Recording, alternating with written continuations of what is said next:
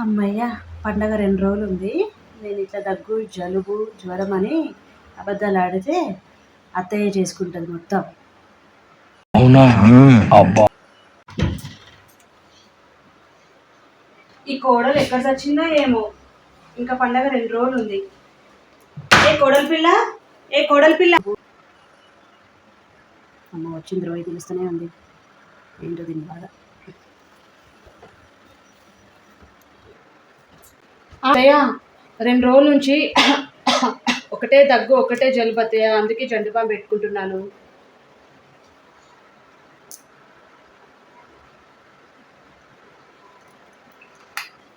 ఏం చేస్తున్నావే? ఇంకా పండగ 2 రోజులు ఉంది. ఇల్లంతా దులిపాలి కదా.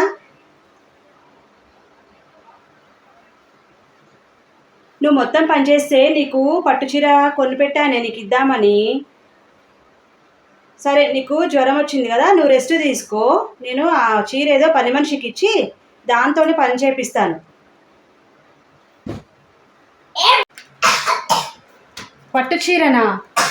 అత్తయ్య ఏముంది అత్తయ్య, ఈ జ్వరానికి డోలో 650 వేసుకుంటే సరిపోతుందిలే అత్తయ్య. ఆ చీర అయితే నాకే ఇచ్చే అత్తయ్య, పని మనిషి దాకా ఎందుకు అత్తయ్య, నేనే చేసేస్తాను.